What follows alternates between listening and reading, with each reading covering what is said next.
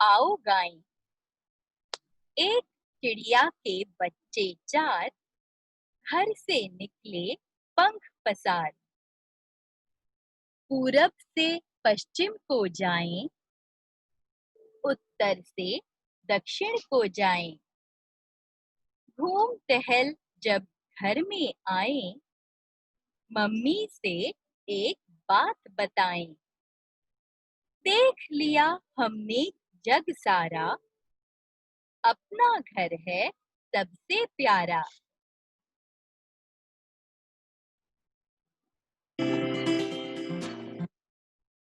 हाँ जी बेटा, आपने ये कविता सुनी।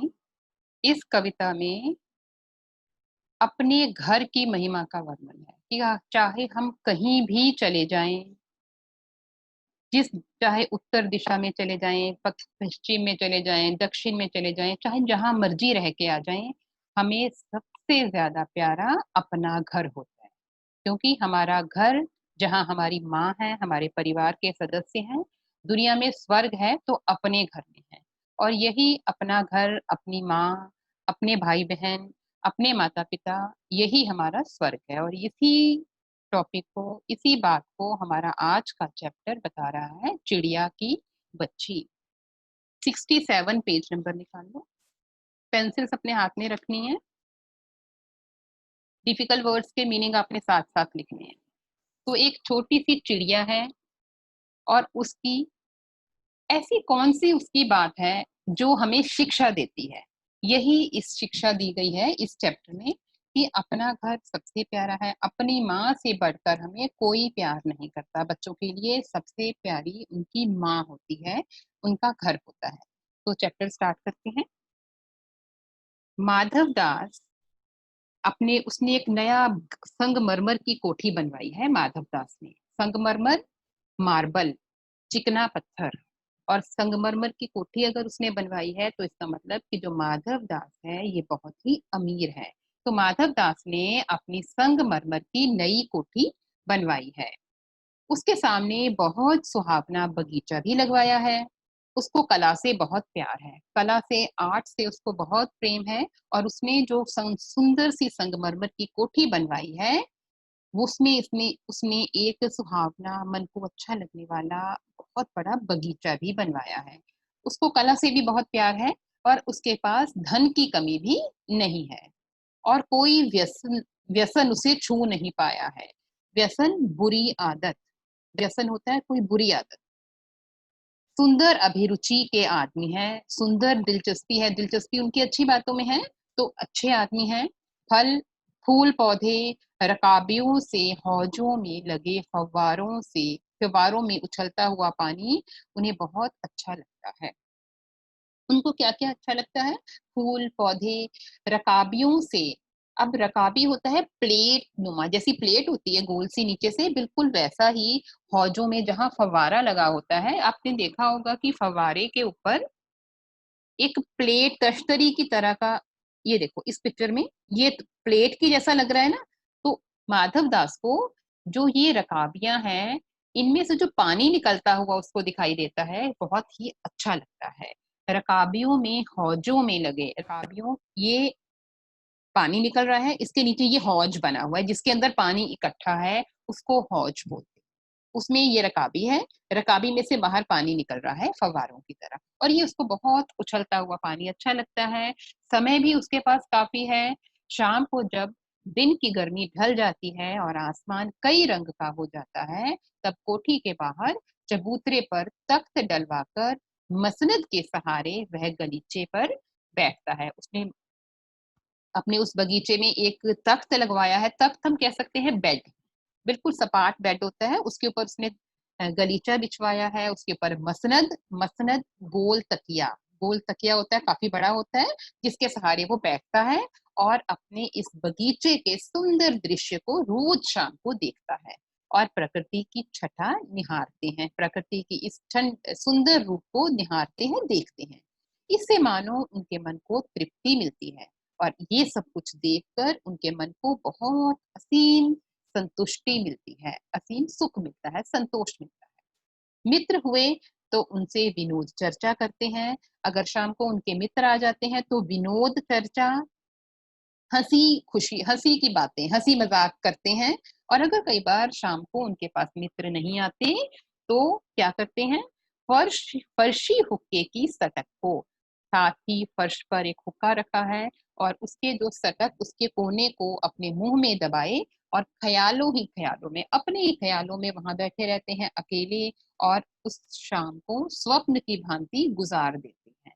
शाम के समय बहुत टाइम होता है सबके पास, अपने परिवार के साथ सभी अपने समय को व्यतीत करते हैं।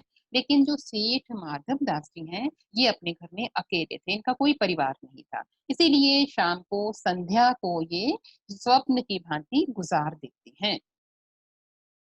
अब यहाँ पे एक दिन शाम को जब वो प्रकृति की इस छटा को निहार रहे थे, तो एक दिन क्या होता है शाम को, आज कुछ कुछ बादल थे, आज आसमान में थोड़े ही बादल थे, घटा गहरी नहीं थी, ज्यादा बादल नहीं थे।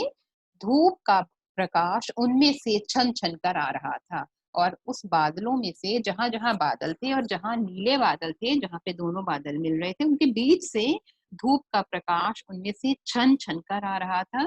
माधव दास मसनद के सहारे बैठे थे। उन्हें जिंदगी में क्या स्वाद नहीं मिला है, पर जी भर कर भी कुछ खाली सा रहता है। सब कुछ है उनके पास, पैसे की कमी नहीं है, कोठियां हैं उनके पास, नौकर चाकर हैं, उनके उन्हें जिंदगी में को क्या स्वाद नहीं मिला है, सारी सुख सुविधाएं उनके पास हैं, पर जी भर कर भी कुछ खाली सा रहता है।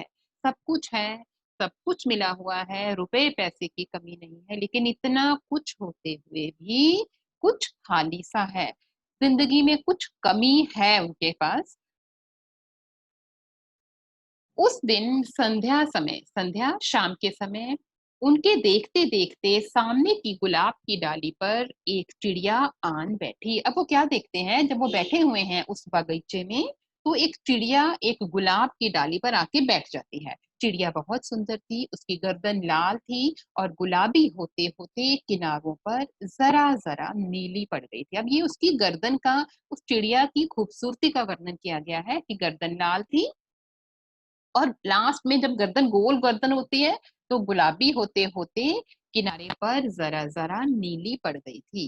पंख ऊपर से चमकदार स्याह थे, स्याह काले, चमकदार काला रंग था। उसका नन्हा सा सिर तो बहुत प्यारा लगता था, और शरीर पर चित्र विचित्र चित्रकारी थी, उसके शरीर पर चित्रकारी की गई थी, ऐसा लगता था। चिड़िया को मानो माधव दास की सत्ता का कुछ पता नहीं था। उसको ये नहीं पता था मैं कहाँ आकर बैठी, उसको नहीं पता था कि माधव दास उसको देख रहा है, और माधव दास इतने अमीर आदमी की बगीचे में वो आकर बैठी है। और मानो तनिक देर का आराम भी उसे नहीं चाहिए था, उसको आराम भी नहीं चाहिए था, लेकिन उड़ती उड़ती वो आई और उस गुलाब के पौधे पर बैठ गई। कभी पर हिलाती थी, कभी फुदकती थी, वह खूब खुश मालूम होती थी, बहुत खुश थी, इधर उधर घूम रही थी, अपनी नन्ही सी चोंच से प्यारी प्यारी आवाज निकालते ही, और ची ची करती हुई उसकी आवाज सेठ को बहुत अच्छी लग रही। माधव दास को वह चिड़िया बड़ी मनमानी लगी, उसको लगा ये तो बड़ी मनमानी है, अपनी मर्जी कर रही है, कभी इधर जा रही है, कभी उधर जा रही है। उसकी स्वच्छंदता स्वच्छंदता, आजादी बड़ी प्यारी जान पड़ती थी। कुछ देर तक वह उस चिड़िया का इस डाल से उस डाल थिरकना देखते रहे। इस समय वह अपना बहुत कुछ भूल गए। उन्होंने उस चिड़िया से कहा, आओ, तुम बड़ी अच्छी आई, यह बगीचा तुम लोगों के बिना सूना लगता है। कि ये बगीचा तो पेड़ पौधों जो लगाए हैं मैंने यहाँ पर, इस पे जब तक चिड़िया नहीं आएगी, कोई पक्षी नहीं आएगा, उनके बिना तो ये सूनी है। सुनो चिड़िया, तुम खुशी से यह समझो कि यह बगीचा मैंने तुम्हारे लिए ही बनवाया है। अब सेठ जी उसको क्या, चिड़िया से क्या बातें कर रहे हैं कि अरे चिड़िया, ये जो बगीचा है ये तुम्हारा ही समझो, ये मैंने तुम्हारे लिए ही बनाया है, और तुम बेखटके, बिना किसी खटके के, बिना रोक टोक के यहाँ रोज आया करो। चिड़िया पहले तो असावधान रही, पहले तो उसको पता नहीं था कि सेठ उसको देख रहे हैं, लेकिन फिर जानकर कि बात उससे की जा रही है, वह एकाएक तो घबरा गई, उसको एकदम घबराहट हुई कि ये कौन मुझसे बात कर रहा है। फिर संकोच को जीत कर बोली, मुझे मालूम नहीं था कि यह बगीचा आपका है, मैं अभी चली जाती हूँ, पल भर सांस लेने मैं यहाँ टिक गई थी। माधव दास ने कहा, हाँ, बगीचा तो मेरा है, ये संगमरमर की कोठी भी मेरी है, लेकिन इस सबको तुम अपना ही समझ सकती हो, सब कुछ तुम्हारा है। तुम कैसी भोली हो। अब देखो कैसी बातें कर रहा है कि तुम ये चिड़िया, माधव दास कैसे कह रहा है कि ये चिड़िया चिड़िया से कह रहा है कि ये बगीचा तो मैंने तुम्हारे लिए ही बनवाया है, तुम यहाँ जब मर्जी आया करो। इस तरह से उस चिड़िया को वहां रुकने के लिए वो कह रहा है। तुम कैसी भोली भाली हो, कैसी प्यारी हो, जाओ नहीं, बैठो, मेरा मन तुमसे बहुत खुश होता है। वाकई उस माधव दास को चिड़िया से बात करके चिड़िया को अपने उस बगीचे में रखकर बहुत खुशी हुई, क्योंकि वो अकेला रहता था। चिड़िया बहुत कुछ सकुचा गई, शर्मा गई।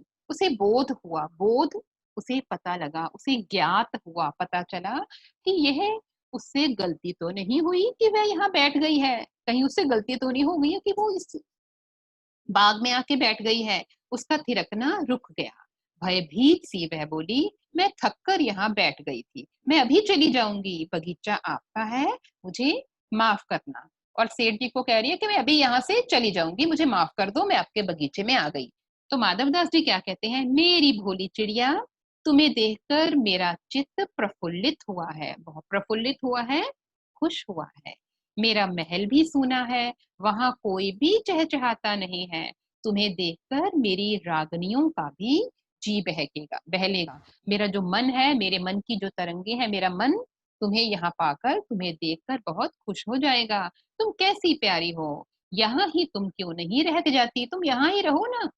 चिड़िया बोली, मैं माँ के पास जा रही हूँ, सूरज की धूप खाने और हवा से खेलने और फूलों से बात करके करने मैं जरा उड़ आई थी, मैं तो थोड़ी सी बातें करने यहाँ पे आई थी। अब सांझ हो गई है और मैं माँ के पास जा रही हूँ, मेरे घर में सब कुछ है।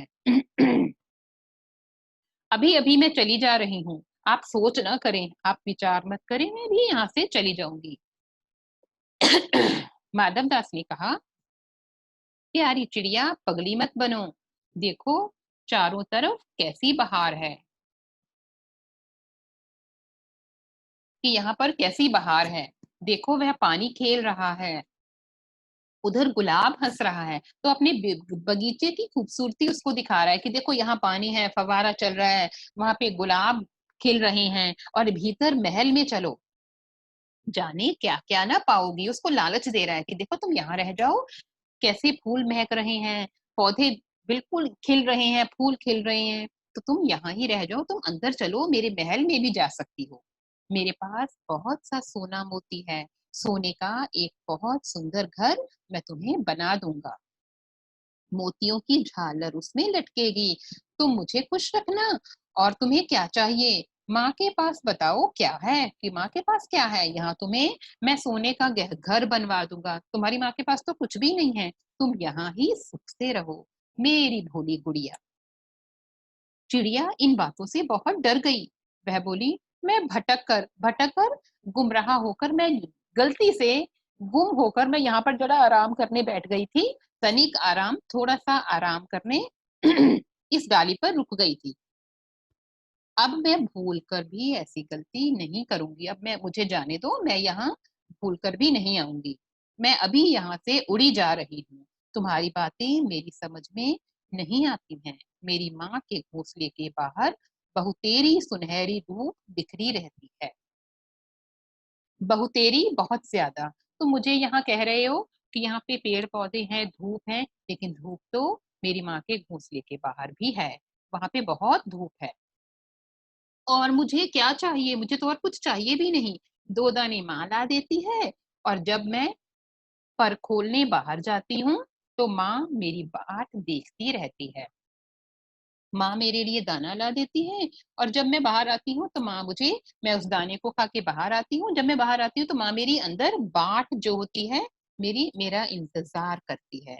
मुझे तुम और कुछ मत समझो, मैं अपनी माँ की हूँ, तो मुझे कुछ और मत समझो, मुझे यहाँ रुकने के लिए भी मत बोलो, क्योंकि मैं तो अपनी माँ की हूँ, मेरी माँ मेरा इंतजार कर रही। माधव दास ने कहा, भोली चिड़िया, तुम कहाँ रहती हो, तुम मुझे नहीं जानती हो, मैं माँ को जानती हूँ, भाई को जानती हूँ। तो चिड़िया बोलती है कि मैं तो सिर्फ अपनी माँ को जानती हूँ या अपने भाई को ही जानती हूँ। तो माधवदास को लगता है कि मैं तो इस शहर का इतना अमीर आदमी हूँ, ये चिड़िया मुझे नहीं जानती है। सूरज तो चिड़िया कहती है कि नहीं, मैं तो आपको जानती ही नहीं हूँ। मैं सूरज को जानती हूँ, धूप को जानती हूँ, घास, पानी, फूलों को जानती हूँ। अरे महामान्य, तुम कौन हो? अरे महाशय, आप कौन हो? मैं आपको नहीं जानती। तो माधव दास कहते हैं, तुम भोली हो चिड़िया, तुमने मुझे नहीं जाना, तब तुमने कुछ भी नहीं जाना। मैं ही तो हूँ सेठ माधव दास, मेरे पास क्या नहीं है, जो मांगो मैं वही दे सकता हूँ। चिड़िया, पर मेरी तो छोटी सी जात है, आपके पास सब कुछ है, तब मुझे जाने दीजिए। जब आपके पास इतना कुछ है तो मुझे क्यों रोक रहे हो? मुझे जाने दो यहाँ से। अभी आप कह रहे हो कि मेरे पास तो सब कुछ है, तो मैं तो छोटी सी चिड़िया हूँ, मुझे यहाँ से जाने दो। माधवदास कहता है कि तू निरी अनजान है, तू तो बिल्कुल निरी, बिल्कुल पूरी अनजान है। मुझे खुश करेगी तो तुझे माला माल कर सकता हूँ, तो मुझे खुश कर दे तो मैं तुझे माला माल कर दूंगा। चिड़िया कहती है कि तुम तो सेठ हो, मैं नहीं जानती सेठ क्या होता है, पर सेठ कोई बड़ी बात होती होगी। मैं अनसमझ ठहरी, माँ मुझे बहुत प्यार करती है, वह मेरी राह देखती होगी। मैं मालामाल होकर क्या होंगी? मैं नहीं जानती मालामाल किसे कहते हैं। क्या मुझे वह तुम्हारा माल मुझे तो ये भी नहीं पता कि क्या मुझे वह तुम्हारा मालामाल होना चाहिए कि नहीं होना चाहिए। वो चिड़िया को सिर्फ अपने घर से ही मतलब था, अपनी माँ से ही मतलब था। उसको नहीं पता कि मालामाल होना क्या होता है, उसको नहीं पता सोना क्या होता है। उसको तो ये भी नहीं पता कि क्या उसको मालामाल होना चाहिए, क्योंकि वो बिल्कुल ना समझ थी। सेठ कहते हैं, अरे चिड़िया, तुझे बुद्धि नहीं है क्या? क्या तुझे अक्ल नहीं है? तू सोना नहीं जानती? सोना, उसी की जगत को तृष्णा है। सारा जगत, सारा संसार सोना ही तो मांगता है, सोना गोल्ड की ही तो इच्छा रखता है। वह सोना मेरे पास ढेर का ढेर है। तेरा घर समूचा सोने का होगा, समूचा पूरा, पूरी तरह से। जो पूरा घर तेरे लिए मैं बनवाऊंगा, पिंजरा बनवाऊंगा, वो पूरा सोने का बनवाऊंगा। कि कहीं दुनिया में ना होगा ऐसा पिंजरा, दुनिया में कहीं नहीं होगा ऐसा कि तू देखती रह जाए। तू उसके भीतर थिरक फुदक कर मुझे खुश करियो, तेरा भाग्य खुल जाएगा। तेरे पानी पीने की कटोरी भी सोने की होगी। चिड़िया कहती है, वह सोना क्या चीज होती है? तो सेठ को लगता है इसको सोना भी नहीं पता। तू क्या जानती? तू चिड़िया जो है, सोने का मूल्य सीखने के लिए तुझे बहुत सीखना है। बस तू इतना जान ले कि सेठ माधवदास तुझसे बात कर रहा है। इतना प्रसिद्ध, इतना नामी मैं इस शहर का सेठ हूँ कि तू इतना ही जान ले कि तू सेठ से बात कर रही है। क्योंकि मुझसे तो बात करने के लिए लाइनें लगी होती हैं, और तेरी किस्मत खुल गई है कि तू मुझसे बात कर रही है। तू अभी जग का हाल नहीं जानती। मेरी कोठियों पर कोठियां हैं, बगीचों पर बगीचे हैं। अब वो सेठ अपनी अमीरी के बारे में उस सेठ को बता रहा है कि तू मुझे नहीं जानती। वो अपने बारे में बता रहा है कि मेरे पास नौकर चाकर हैं, कितनी कोठियां हैं, घर हैं, दास दासियों की संख्या नहीं है, इतनी मेरे पास नौकर है कि उनको तो मैं गिन ही नहीं सकता। पर तुझसे मेरा चित्त चित्त मन, मेरा दिल प्रसन्न हुआ है, खुश हुआ है। ऐसा वरदान कब किसी को मिला है? रे चिड़िया, तू इस बात को समझती क्यों नहीं? अरे चिड़िया, तू इस बात को समझती क्यों नहीं कि मैं तेरे बात कर रहा हूँ, मैं तेरे को इतना कुछ दे रहा हूँ। चिड़िया ने कहा, सेठ, मैं नादान हूँ, मैं कुछ समझती नहीं, पर मुझे देर हो रही है। माँ मेरी बाट देखती होगी, मेरी माँ मेरा इंतजार कर रही है। ठहर ठहर, इस अपने पास के फूल को तूने देखा है? यह एक है, ऐसे अनगिनती फूल हैं, ऐसे अनगिनती फूल मेरे बगीचों में लगे हैं। अब सेठ उसको वहां रुकने के लिए प्रलोभन दे रहा है, लालच दे रहा है यहाँ, और कह रहा है कि ऐसे अनेक फूल यहाँ लगे हुए हैं, भांति भांति तरह तरह के रंग के हैं, तरह तरह की खुशबू है। चिड़िया, तैने मेरा चित्त प्रसन्न किया है और वे सब फूल तेरे लिए खिला करेंगे, कि अब तो ये सारे फूल तेरे लिए खिला खिला करेंगे, क्योंकि तू इस मेरे बगीचे में रहा करेगी। वहां तेरे घोंसले में कुछ भी तो नहीं है। तू अपने को नहीं देखती? कैसी सुंदर तेरी गर्दन है, कैसी रंगीन देह शरीर। तू अपने मूल्य को नहीं देखती? मैं तुझे सोने में मढ़कर कि मैं तुझे सोने से भर दूंगा, पूरा सोने से तुझे जड़ दूंगा, तेरे मूल्य को चमका दूंगा। तैने मेरे चित्त को प्रसन्न किया है, तो मत जा, यहीं रह। अब उसको बहुत तरह के लालच दे रहा है ताकि वो चिड़िया वहां से ना जाए। चिड़िया क्या कह रही है? सेठ, मैं अपने को नहीं जानती, इतना जानती हूँ कि माँ मेरी माँ है और मुझे यहाँ देर हो रही है। सेठ, मुझे रात मत करो, रात में अंधेरा बहुत हो जाता है, मैं राह भूल जाऊंगी, मुझे यहाँ से जाने दो। तो चिड़िया ने जब ये कहा कि मैं राह भूल जाऊंगी, तो सेठ क्या कह रहा है? अच्छा चिड़िया, जाती है तो जाओ, पर इस बगीचे को अपना ही समझो, तुम बड़ी सुंदर हो।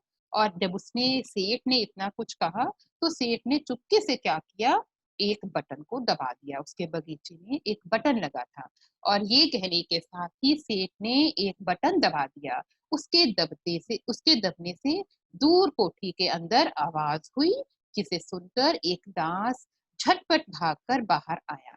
यह सब क्षण भर में हो गया, 1 मिनट में, एक क्षण में ऐसा सब कुछ हो गया और चिड़िया कुछ भी नहीं समझ पाई। सेठ कहते रहे। अब सेठ ने तो बटन दबा दिया और साथ साथ वो चिड़िया से बातें भी कर रहे हैं, ताकि चिड़िया उनकी बातों में उलझी रहे और उसको, चिड़िया को कुछ भी पता ना लग सके। तुम अभी माँ के पास जाओ, माँ बाट जो देखती होगी, पर कल आओगी ना? कल आना, परसों आना, रोज आना। ये कहते कहते सेठ का जो दास को सेठ ने इशारा कर दिया।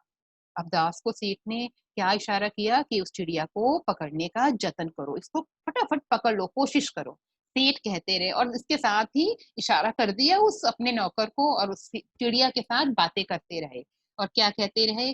सच, तुम बड़ी सुंदर लगती हो, तुम्हारे भाई बहन हैं? कितने भाई बहन हैं तुम्हारे? अब चिड़िया सेठ की बातों में ही उलझी रही और उस सेठ के प्रश्नों का उत्तर देने लगी। 2 बहन, 1 भाई, पर मुझे देर हो रही है।